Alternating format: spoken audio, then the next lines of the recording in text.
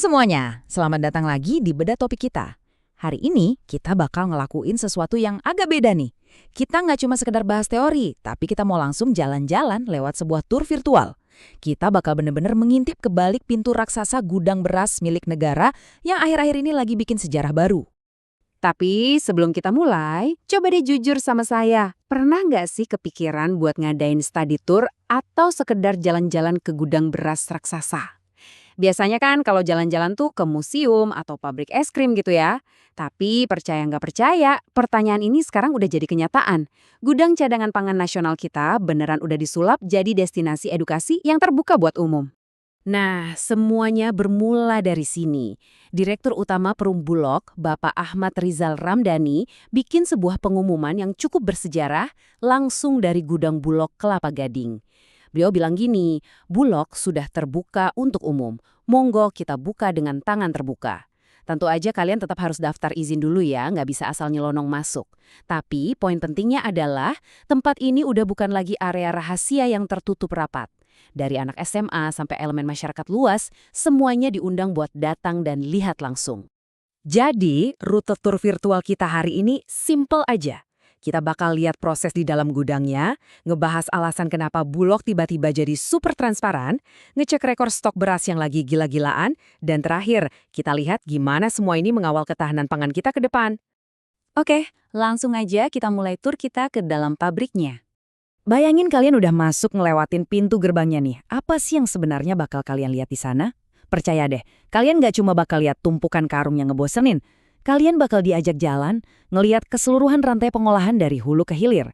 Kayak pengalaman Hanifah Khairunisa, salah satu mahasiswa Universitas Trilogi yang udah ke sana.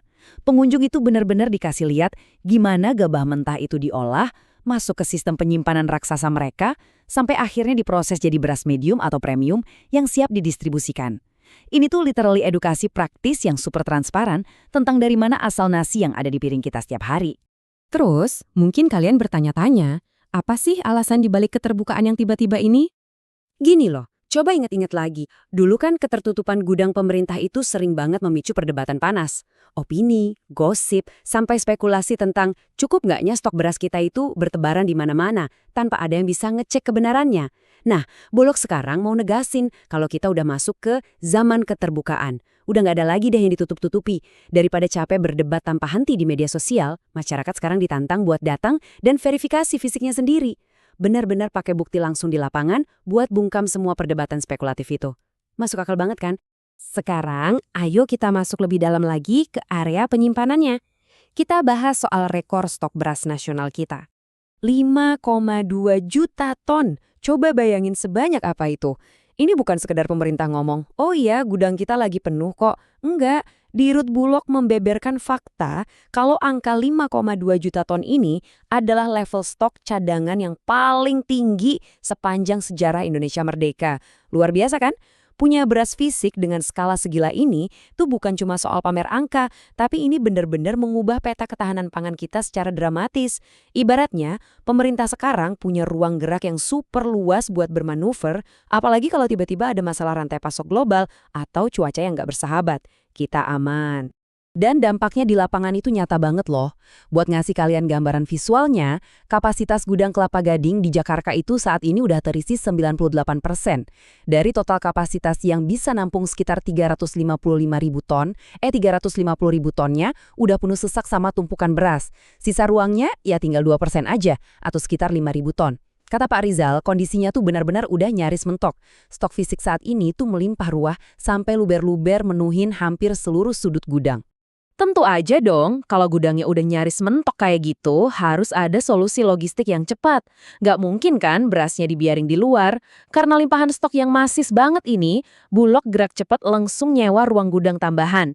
Ada tambahan kapasitas ekstra sebesar 140 ribu ton yang sekarang lagi disiapin. Dan ini tersebar luas mulai dari DKI Jakarta, Tangerang, sampai Banten. Jadi, rekor panen dan pengadaan beras ini benar-benar langsung direspon dengan perluasan infrastruktur yang sigap. Dan ini membawa kita ke poin terakhir, mengawal ketahanan pangan kita. Apa sih dampaknya buat kepercayaan diri bangsa kita?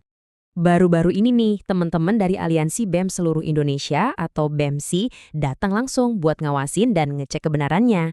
Kita tahu lah ya, mahasiswa itu kan sering banget jadi representasi suara publik yang paling kritis. Nah, dengan membiarkan kelompok independen kayak mereka masuk langsung ke gudang Kelapa Gading buat ngecek fisiknya, Bulog ibaratnya menyerahkan proses pembuktian itu langsung ke tangan masyarakat. Ini jelas membangun fondasi kepercayaan yang solid banget. Dan hasilnya bisa langsung kita dengar dari salah satu perwakilan BEM SI, Wirawan. Dia dengan tegas mengkonfirmasi, hari ini kami saksikan secara langsung ada 5,2 juta ton beras Bulog yang menjadi ketahanan pangan Indonesia ke depan. Validasi pihak ketiga kayak gini nih yang krusial banget. Ini jembatan paling efektif buat nyambungin kebijakan pemerintah dengan kepercayaan masyarakat. Begitu publik lihat sendiri buktinya ada di depan mata, rasa skeptis dan curiga itu pelan-pelan pasti memudar. Sebagai penutup dari bedah topik kita hari ini, saya mau ninggalin satu pertanyaan buat kalian renungkan. Gimana sih rasanya setelah melihat langsung skala fisik cadangan nasional yang sebesar ini? Apakah ini ngubah cara pandang kalian tentang ketahanan pangan kita sekarang? Terbukti ya, transparansi itu bukan cuma soal pamer rilis angka di berita, tapi tentang keberanian ngebuka pintu lebar-lebaran dan membiarkan masyarakat melihat faktanya sendiri. Terima kasih banyak udah nemenin saya di tur virtual ini, dan sampai jumpa di bedah topik seru berikutnya.